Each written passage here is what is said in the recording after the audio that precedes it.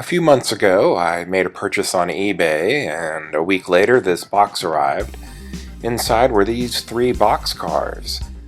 Altogether, with shipping and taxes, the 3 of them cost about $30, which isn't too bad. They come apart pretty easily. There's a screw on each end. The sliding doors are held in place by this little flexible piece of plastic. It's held in place by a couple of little tabs. You squeeze them apart from the inside, and then off it pops. With the model completely disassembled, it's time to take it to the sink for a little bit of cleaning and wet sanding, which makes the sides nice and smooth and ready to accept both the new paint and the future decals. In addition to the new look, it's also going to get some new light fixtures. I'm adding a few LEDs to each end of the boxcar.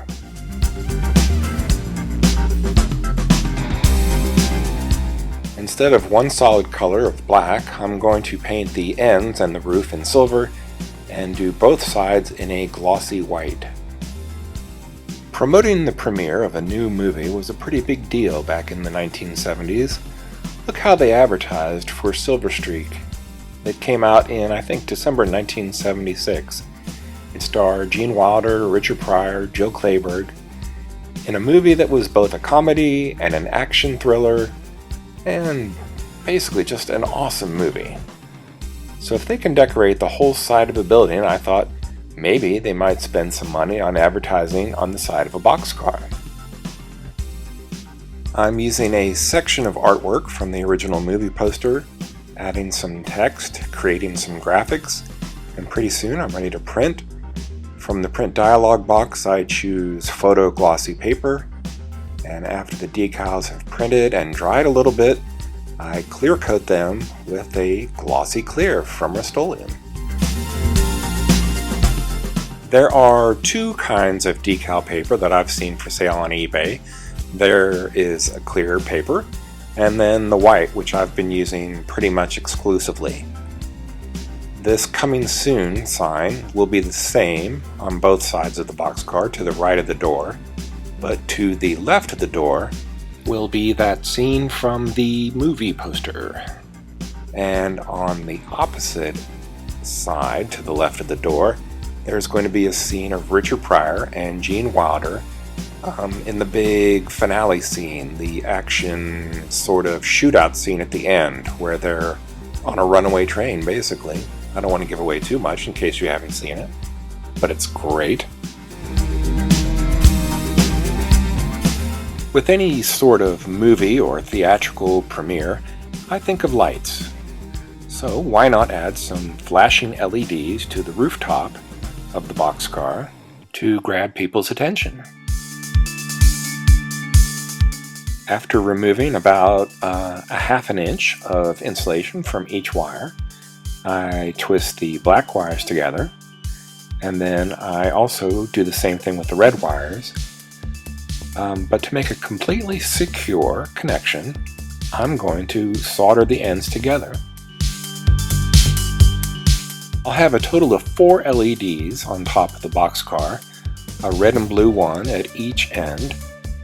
And before I complete the soldered connection, I'm going to cut off a little bit of heat shrink insulation and slide that over the wires before I combine everything, the LEDs, with the little battery pack that houses a 9-volt transistor battery.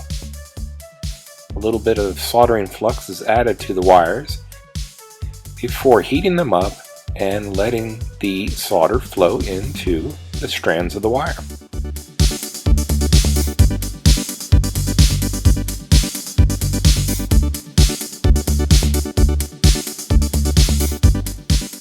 So I've got a total of 5 red wires and 5 black wires coming together.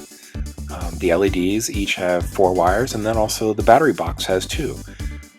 Where they meet in the middle, I twist the wires together a little bit after each individual side has been soldered previously. Give them a little twist, add a little bit more flux, and before you know it, the 5 wires, in this case the 5 black wires, have been soldered together and formed one continuous circuit that will never flicker, and all those little individual copper strands have now been soldered into one wire. Pretty nice. This is why the heat shrink insulation was added before the final soldered connection. It can be slid over the bare area and shrunk down to size so that no contact will be made with the other wires, and it's all basically becomes one solid continuous wiring loom like you see under your dashboard in your car.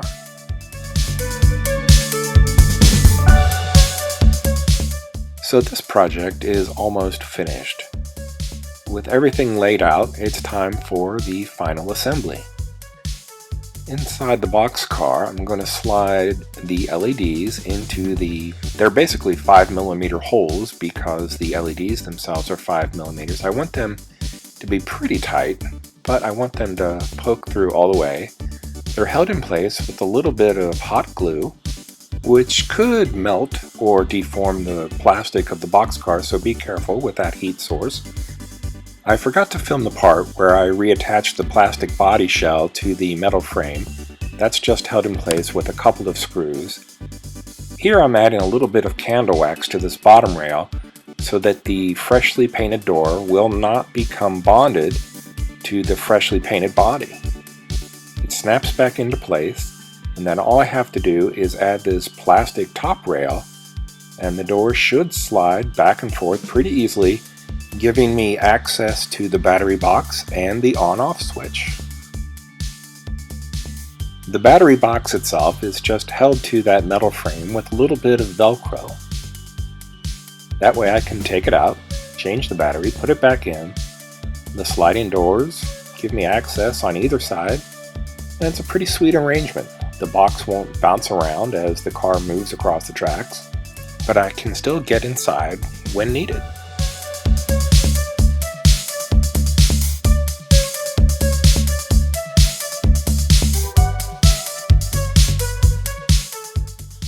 So here's the finished boxcar. It's no longer decorated for Canadian Pacific.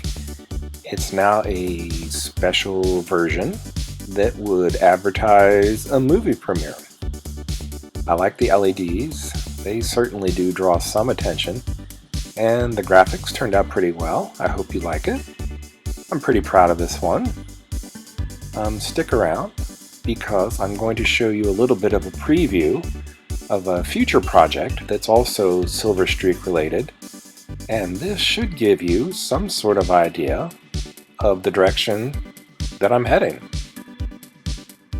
It's an O-scale F7 shell from Williams. It started off as a Pennsylvania model, but I've already repainted it. All it needs now are the Silver Streak decals.